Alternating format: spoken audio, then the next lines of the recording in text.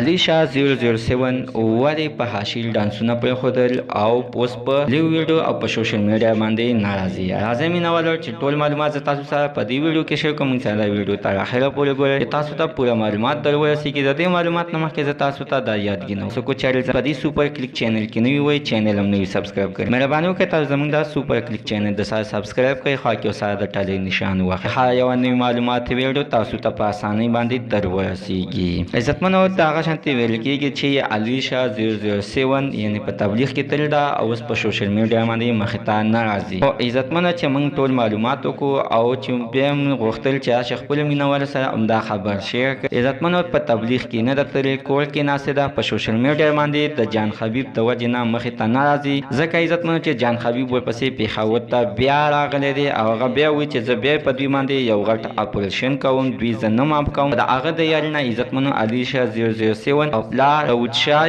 او سنن شاه تر اوسه پورې مخه په سوشل میډیا باندې مخې ته لا نه دي راغلي. د دکې د وجې نه غیب شوي دي چې یعنې جان حبیب ورپسې پېښور ته راغلی دی او ورپسې ګرځي. ځکه عزتمنو چې تاسو ته د دې خبرې علم هم وي چې د دې نه مخکې سنن شاه ویلي چې غواړم چې زه په تبلیغ کې لاړ شم، ځکه چې د دې نه مخکې د مفتي سردار علي صاحب پسې خبرې کړې وې، اترې کړې وې چې هغه ورپسې بیا یو بیان جاري کړو او ورته ویې ویلې چې یا غلي کې خولې ورولئ، په خولې نه ورولئ نو ښه به دله نه وي. د هغې نه بعد عزتمنو سنن شاه بیا انټرویو وکړه او ویې ویلې چې بس زما توبه، زه نور به هېڅکله چا پسې خبرې اترې به نه کوم او نه به چا پسې کنځلې کوم او غواړم چې 4 میاشتې په تبلیغ کې لاړ شم. او نه پوهېږم عزتمنو چې دوی اوس بیا پیسې غواړي، ځکه چې د دې نه مخکې هم د یو سوشل میډیا ورکر نه یې 15 لک روپۍ اخیستې وې چې علیشاہ 007 به په حاشیل ډانسونه به نه کوي. چې کله دغه 15 لک روپۍ دوی واخیستلې په پیسې یې ختمې کړې، نو د هغې نه بعد بیا علیشاہ دغه شانتې غلط کارونو ته راووتله چې بیا ترې نه هغه 15 لکه واخیستې او که ورته پرېښودې. خو د علیشاہ د خولې دغه وینا ده چې ویې ویله چې ما وله 15 لک روپۍ ورکړې. مینوالو زموږ د سره تر نن زه خبر د دې ځای پورې د نوي معلوماتو په اړه د سره زموږ دا سوپر کلیک چینل د سره سبسکرایب کړئ، خوا کې ورسره د ټلۍ نشان ووهه چې ښه یوه نوي معلوماتي ویډیو تاسو ته په اسانۍ باندې در